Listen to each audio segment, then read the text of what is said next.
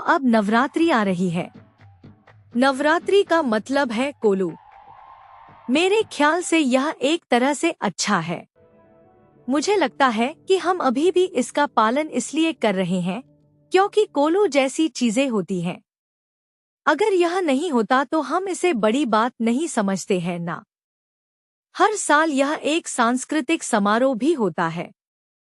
साथ ही हमें यह भी सोचना चाहिए कि हम इसे इस तरह क्यों मनाते हैं।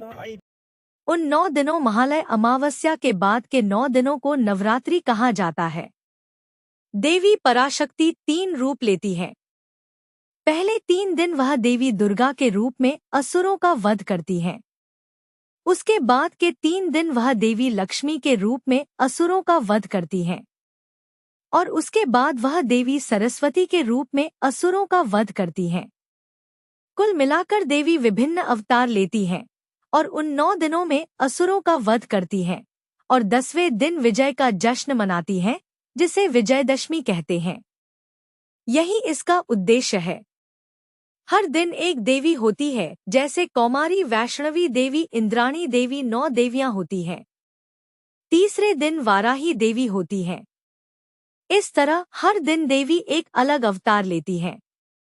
वाराही शुंभनिशुंभ जैसे राक्षसों का वध करती है। इस तरह वे हर एक के लिए एक नाम बताते हैं और कहते हैं कि उन्होंने विजय प्राप्त की है। उन 9 दिनों में महिलाएं व्रत रखती हैं। महिलाएं घर पर कोलू रखती हैं। वे देवी के अवतारों को क्रम में रखती हैं। फिर वे नारायण के 10 अवतारों को रखती हैं। इस तरह वे कोलू की गुड़िया रखती हैं, उन्हें याद करके गीत गाती हैं और नृत्य भी करती हैं। वे पूरी तरह से उस याद में डूबी रहती हैं। यह मानकर कि देवी घर में कोलू के रूप में मौजूद हैं, वे भक्ति के साथ पूजा करती हैं और सभी को प्रसाद बांटती हैं। उस समय यह सभी के लिए एक साथ आने का एक मौका भी होता था। महिलाएं घर पर रहती थीं। उन्हें बाहर जाने का मौका नहीं मिलता था, वे काम पर नहीं जाती थी। तो जब वे घर पर होती थी तो यह उनकी कला और प्रतिभा को प्रदर्शित करने का एक मौका होता था। वे कला में रुचि रखती थी, लेकिन घर पर ही रहती थी। वे सुंदर कोलू रखती थी, रंगोली बनाती थी, सुंडल और शक्कर पोंगल बनाती थी। वे जो कुछ भी बना सकती थी बनाकर बांटती थी। वे आने वालों का प्यार से स्वागत करती थी और उनसे बात करती थी। वे इन महाकाव्यों के बारे में बात करती थी। इस तरह वे इन 10 दिनों को बहुत खुशी से मनाते थे। यह हमारे धर्म के बारे में उन लोगों को भी परिचित कराने का एक अवसर है जो हमारे धर्म के नहीं हैं या जो हमारे धर्म में हैं लेकिन इसके बारे में नहीं जानते हैं। उनसे सीधे बात करने के बजाय यह एक प्रदर्शनी की तरह है, क्योंकि कुछ लोग इसे बहुत भव्य रूप से करते हैं, पूरे घर को सजाते हैं, तो उसे देखने की इच्छा होती है। जब वे आते हैं और कहानियों को व्यवस्थित तरीके से सुनाया जाता है तो वे भी रुचि लेते हैं। उसके बाद उन्हें सुंडल और मिठाई भी दी जाती है। मुझे लगता है कि यह हिंदू धर्म की एक अनूठी विशेषता है ना। वे लोगों को अपने घर बुलाते हैं। ईसाई लोग चर्च में इकट्ठा होते हैं। केवल क्रिसमस की रात को वे जागते रहते हैं, क्रिसमस और नए साल पर। लेकिन यहाँ बहुत सारे त्योहार ऐसे हैं। लेकिन मुझे लगता है कि अब इसका पालन बहुत कम हो गया है। लोग घर पर कोलू तो रखते हैं, लेकिन मुझे नहीं पता कि वे अब पड़ोसियों को बुलाते हैं या नहीं। शायद वे बुलाते होंगे, लेकिन केवल बहुत करीबी पड़ोसियों और बच्चों को बुलाकर उपहार देते होंगे। ऐसी चीजें अभी भी होती हैं। शायद आज दुनिया भर में भारतीयों को नापसंद किए जाने का एक कारण यह भी है कि हम इस तरह की चीजें नहीं करते हैं। वे गणेश चतुर्थी पर सड़क पर बैंड बजाने से नफरत नहीं करेंगे। वे किसी और कारण से नफरत करते हैं। हम इस तरह से जश्न मना सकते हैं कि उन्हें परेशान न करें। हम कितने लोग हैं। उन्होंने हमारे लिए मंदिर भी बनवाए हैं। मंदिर हैं और सभी समारोह भव्य रूप से किए जा रहे हैं। हर अवसर भव्य रूप से मनाया जाता है। फिर भी हम उन्हें परेशान किए बिना, बाहर दिखाए बिना एक जगह इकट्ठा हो सकते हैं, जैसे मंदिर में या घर पर। अगर हम कहते हैं हम घर पर इस तरह का एक समारोह मना रहे हैं, आप मुख्य अतिथि के रूप में आइए, तो वे खुशी खुशी आएंगे। जब वे इस संस्कृति के बारे में जानेंगे तो सम्मान आएगा, है ना? क्या इसके पीछे ऐसी कोई कहानी है?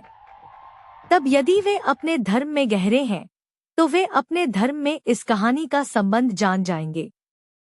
वे पाएंगे, अरे ऐसा ही कुछ बाइबल में है, ऐसा ही कुछ कुरान में है। तो कुल मिलाकर यह सभी को पसंद आएगा। यह एक अद्भुत त्योहार है।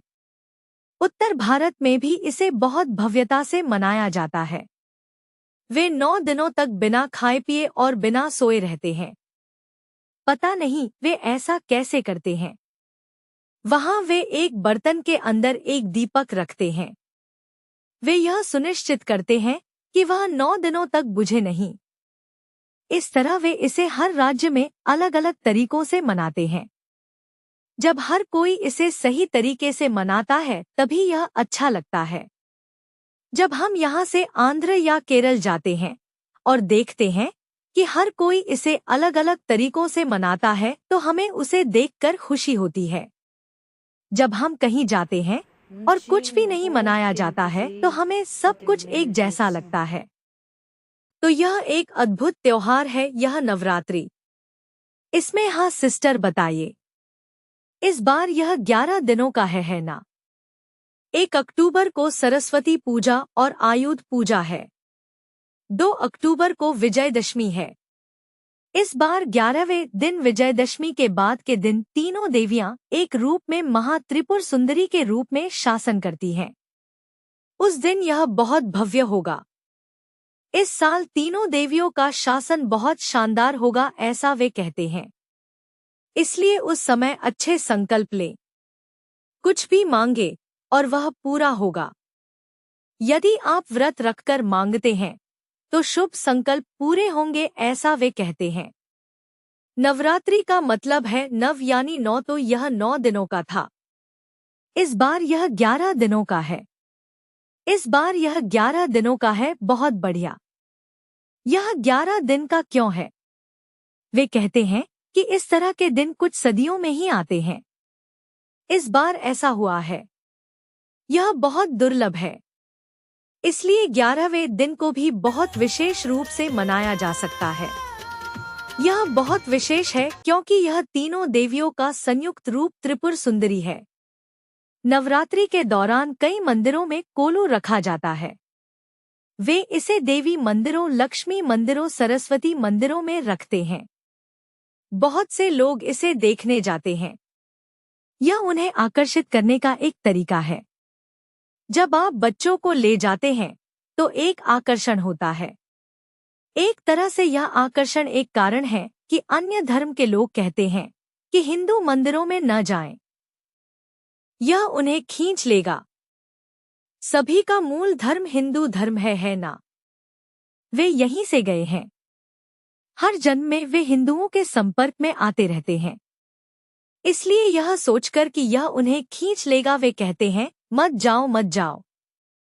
लेकिन अगर आप इसके पीछे का असली रहस्य देखें तो यह 5000 साल का कालचक्र है।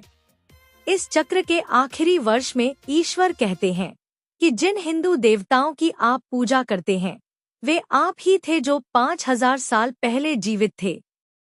2500 वर्षों तक यही भारत भूमि स्वर्ग थी। वहां हम देवता थे। वहां जैसा कि पुराणों में दिखाया गया है हम लड़ते नहीं थे। अगर हम लड़ते तो वह स्वर्ग क्यों होता है ना? शेर और गाय एक साथ पानी पीते थे। जिस जगह पर शेर भी नहीं लड़ता वहां इंसान कैसे लड़ेगा, है ना? तो वे इतने प्यार से रहते थे। वे प्यार से रहते थे। 2500 वर्षों के बाद ही मनुष्य के भीतर थोड़े थोड़े आसुरी गुण आने लगते हैं। इसका कारण यह है कि वह खुद को शरीर मानने लगता है। स्वर्ग में हम खुद को आत्मा मानते थे जो इस शरीर को चलाती है। आत्मा का अर्थ है जीवन। इसे माथे के बीच में एक तारे के रूप में चित्रित करने की प्रथा है।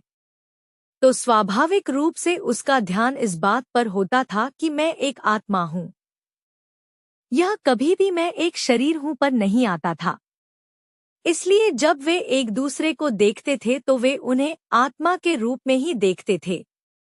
इस वजह से वे स्वाभाविक रूप से निरंतर आनंद का अनुभव करते थे। यह बाहरी चीजों पर निर्भर नहीं था। हर कोई बहुत सुंदर था, फिर भी वे सुंदरता से मोहित नहीं होते थे, क्योंकि आनंद भीतर से आता था। वही आत्मबल है। अपने आप पर ध्यान केंद्रित करने के लिए शक्ति की आवश्यकता होती है।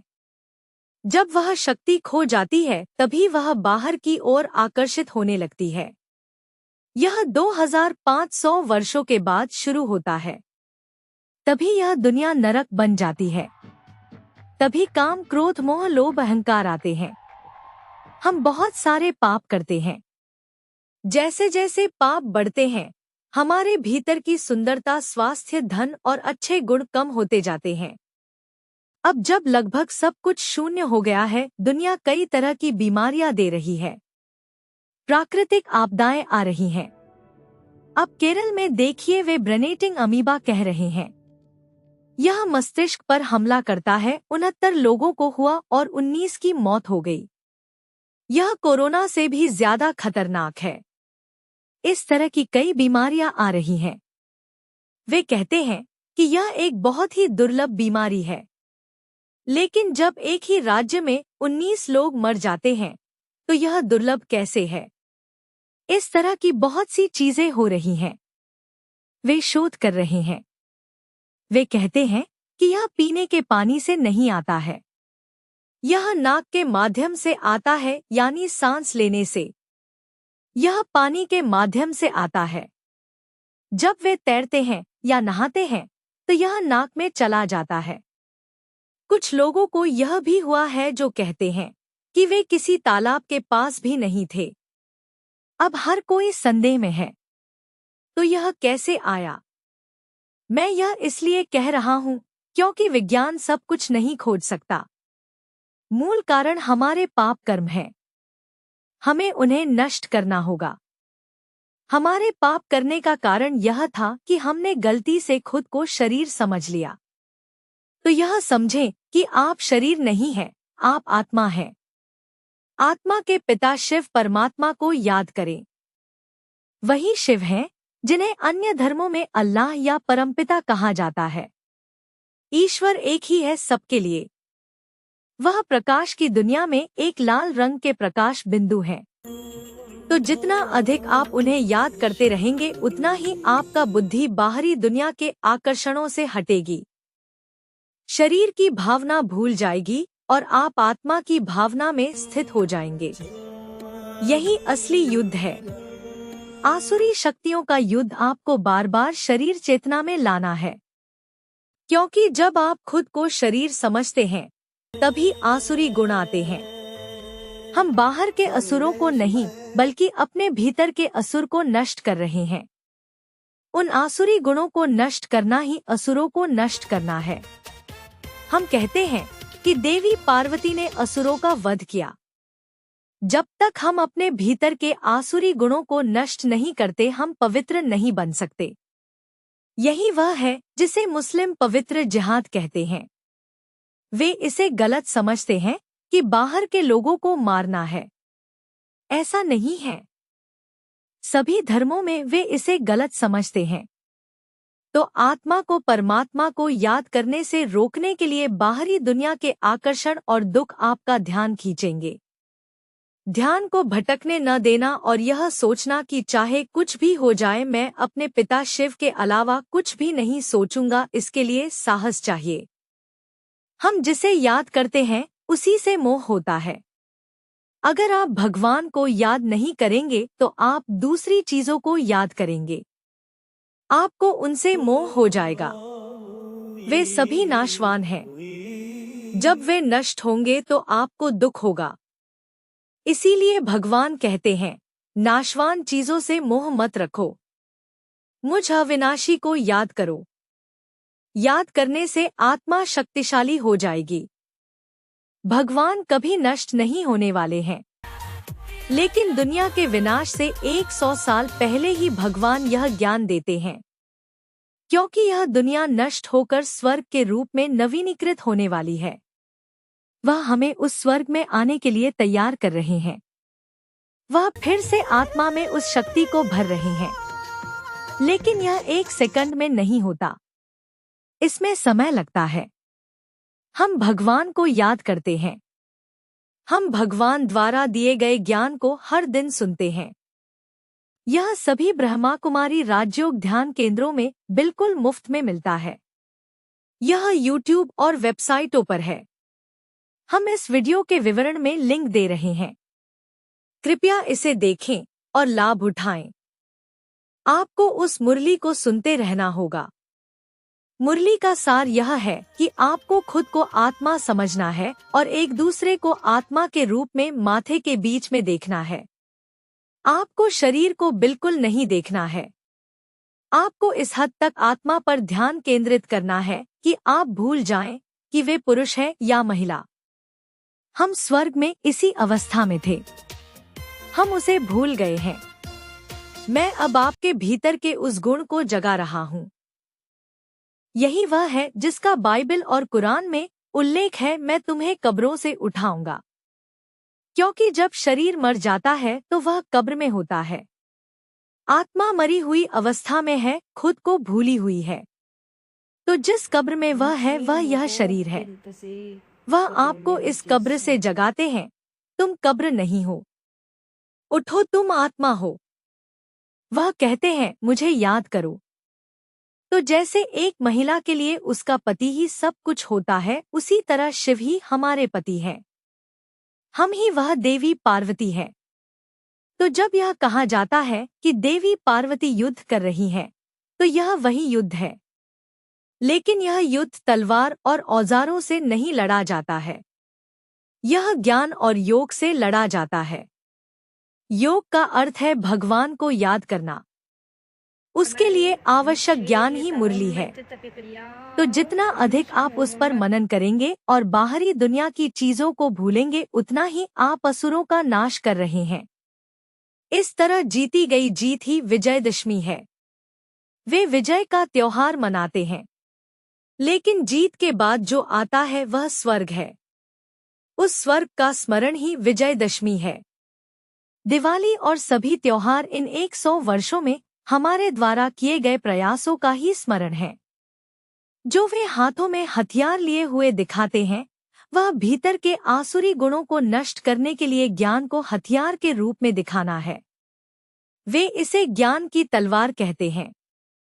भगवान के हाथ में जो तलवार चाकू होता है 8 हाथों में, वे सभी हमारे शरीर, हमारे मन और आत्मा में अंकित चीजों को नष्ट करने के लिए हैं।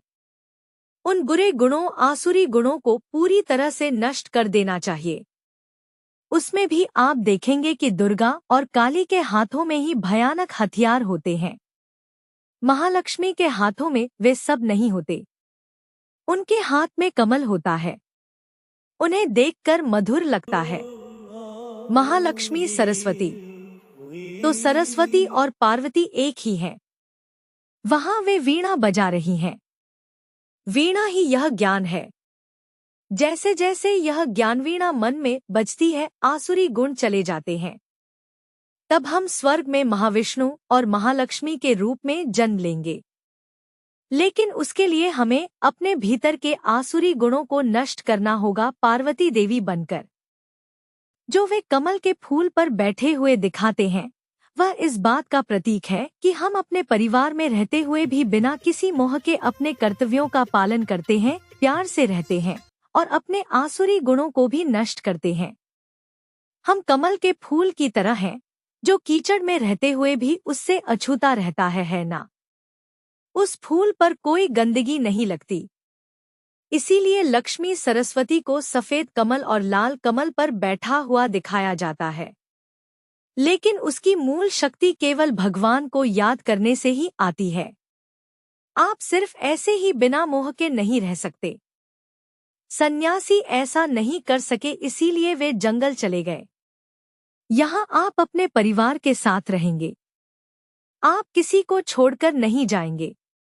आप अपने कर्तव्य करेंगे, लेकिन बुद्धि उन्हें याद करते करते मोह से मुक्त हो जाएगी। उन्होंने कहा है कि जो उनसे जुड़ा नहीं है वह हमें मोह से मुक्त कर देगा।